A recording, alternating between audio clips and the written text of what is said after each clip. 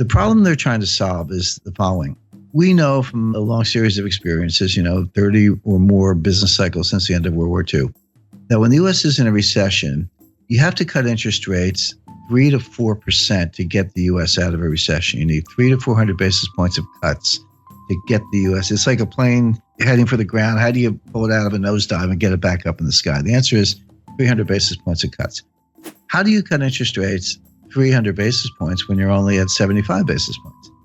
The answer is you can't. And forget about negative rates. The evidence is now pretty good that negative rates do not work. In other words, negative rates are not more of the same.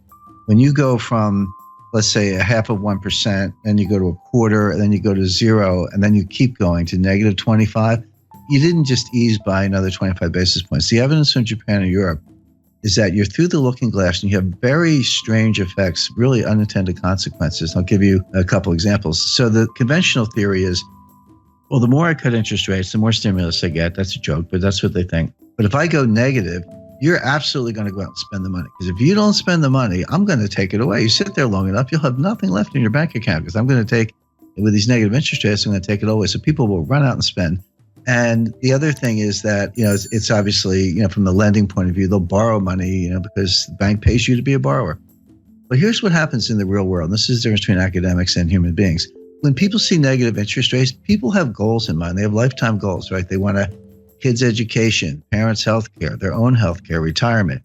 If you start taking their money away with negative rates, guess what they do? They save more. They're like, hey, I got to put my kids through college. You're taking my money. Well, I better save more. And then what kind of signal is the central bank sending with negative interest rates? They're sending a deflationary signal. So people go, well, if you think it's going to be deflation, I'm not going to spend money. I'll wait till the price comes down. So you're trying to encourage lending and spending. And what you get is more savings and no spending, deferred spending. You get the exact opposite of what you want. So again, another egghead experiment gone awry. But the point being, so negative rates don't work. So zero bound really is zero. It really is a boundary. And Bernanke has said this in his recent writings, and I think he's right about that. So back to the problem. How do you cut interest rates 300 basis points when you're at 75? Well, the answer is you can't. So you have to raise them to 300 basis points. So the problem the Fed is trying to solve is how do they get rates to 3.25% before the next recession? Now, I'm not saying the Fed sees a recession, and that's easy because the Fed never sees a recession. In 102 years, the Fed has never seen a recession, never forecast a recession, but they know their economic history. We are 8 years into an expansion. It feels punk. I mean, the growth is anemic, but labor force participation is low, productivity is dropping. There are a lot of bad things going on, but in fact, we are in the 8th year, actually coming up on soon be entering the 9th year of an expansion, which began in June 2009. Right. By the way, you have a hard time convincing most Americans that we're not still in a recession. Depressions are different than recessions. The technical definition of a recession is 2 consecutive quarters of declining GDP with rising unemployment, a couple other bells and whistles, little subjective factors, but that's basically it. So people, when you say depression, they're like, depression sounds worse than a recession. And if recession is 2 quarters of declining GDP, then a depression must be like 10 quarters of declining GDP because it's got to be worse. But that's not the definition. The definition of a depression, you can have growth in a depression, but it's below trend growth. In other words, if trend is 3.5, and you're actually banging out 1.5, 2, that gap between, let's say, 1.5 and 3.5% growth, that's depressed growth. It's an output gap. It compounds over time, and you never get it back. We are losing trillions of dollars of wealth. We are impoverishing future generations on a relative basis because of our inability to get back to trend growth. So the reason American people feel this and don't listen to the economists, and they're right, is because we're in a depression.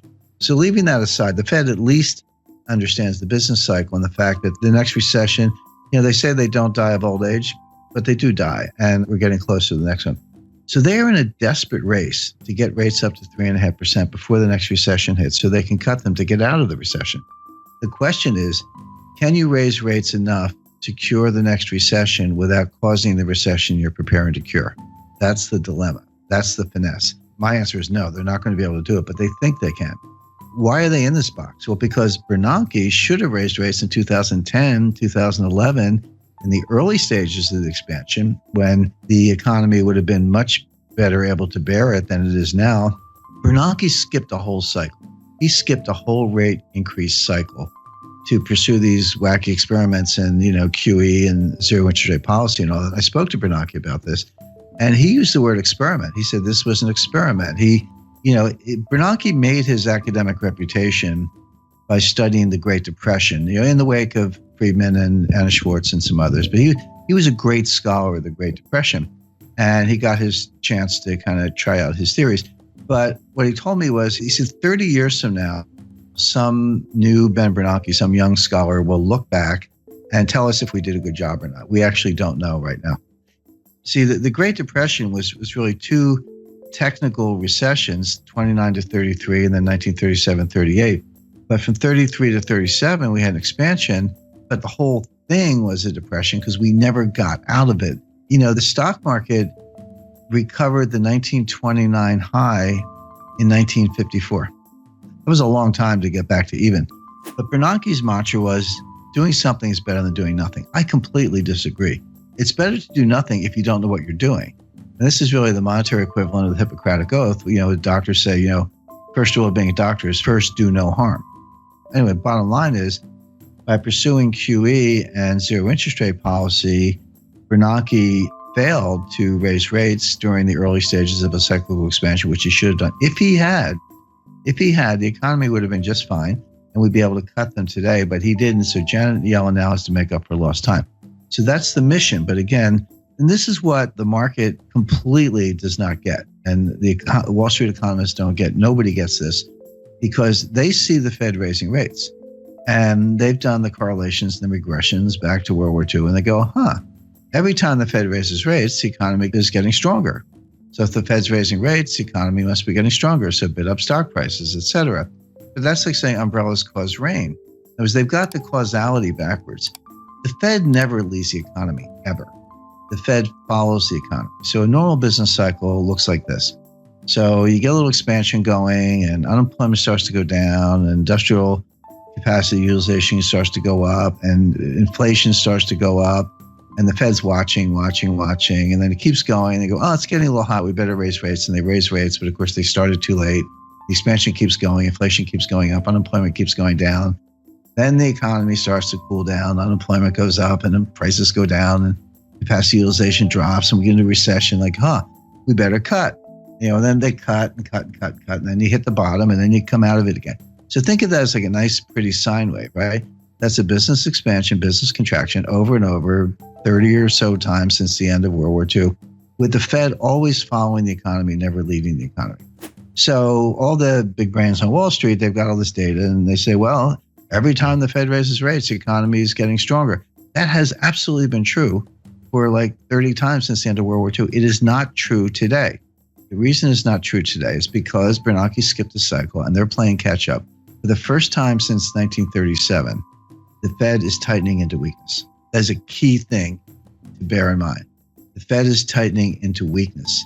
They are not leading the economy to strength. They are not responding to strength, even though Wall Street thinks they are. And there's a great danger that they're actually going to cause the recession they're preparing to cure, as I mentioned. The Fed will raise rates 25 basis points 4 times a year from now until the middle of 2019, until they get them to 3.25%. So like clockwork, every March, June, September, December, for 2017, 2018, into 2019, look for a Fed rate hike until they get to 3.25%, at which point they'll be able to say, all right, now we're 3.25. If we have a recession tomorrow, we can cut them back down to 0 again and get out of it. That'll be mission accomplished.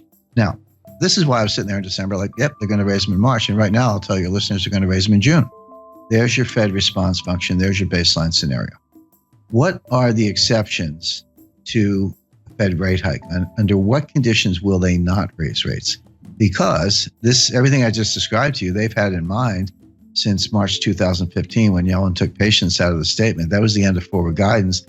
And by the way, if you go back to 2015, I said they're not going to raise rates all year, and they weren't going to do the liftoff that people were looking for in March, June, September, and they didn't lift off in September because the Chinese rate exchange devaluation, the stock market fell out of bed August 2015. Finally, they raised them in December 2015, and Wall Street was ready for March. I said, no, in June, no, September, no. It wasn't until December 2016 that they raised them the second time. So obviously, there are conditions under which they don't raise rates, notwithstanding the baseline scenario. So what are those conditions? There are three. Well, four, actually. So if you see job creation below 75,000, that will cause them to pause. By the way, pause is the key word. If you go home through the speeches, you'll see the word pause in Dudley's recent remarks. Pause is the Fed's jargon for we're not going to raise rates. We got the Jim scenario, which I took from the Fed. It's their scenario, or a technical recession. So, we're going to know Friday what the first quarter GDP is. It's pretty close to negative, but I'm not saying we're in a recession now. We might be. But if you see a recession, they'll pause. See job creation below 75,000, they'll pause. By the way, that's a very low bar. If you see a jobs report, see, this is the other thing that confuses Wall Street. You see a jobs report with 100,000 jobs. So Wall Street goes, oh, that report's really weak. The Fed's going to think twice. No, 75,000 is the number. Yellen told us that. It was in one of her speeches. You just have to be a geek like me and read all the speeches. So the third factor would be disinflation. So the Fed has this 2% inflation target. They've missed it for 6 years. They're finally getting close to hitting it. By the way, I think the listeners know they use the PCE core deflator year over year. There's PPI and CPI and core, a bunch of inflation indices, but we know what they use. PCE core deflator year over year. That actually has been getting close to 2%. But if you see it turn around, if you see that gap down to like 1.5, 1.4, 1.3, then they will pause. The last condition for the pause is a disorderly decline in stock markets more than 5%. If you see a 6, 7, 8% decline, so if the S&P went down 100 points, Fed doesn't care. Dow Jones goes down 1,000 points, Fed doesn't care. But beyond that, if you see the S&P start to go down 150 or the Dow start to go down 1,500 points in a disorderly way, it looks a little scary. It looks like there's no bottom. It looks like if you see that, they'll pause. So the Fed's going to raise like clockwork 4 times a year for the next 2.5 years, unless you see job creation below 75,000, disinflation, a technical recession. If you don't see one of those things, they're going to raise rates. And so right now, I don't see any of them. I mean, they could all happen, but it looks like, growth is going to be positive. Job creation's been decent, over 100,000. Disinflation is probably coming, but not quite here yet. And they'll want to see a couple months in a row. And the stock market's not crashing. So none of the pause conditions are in place. Therefore, they will raise rates. Simple.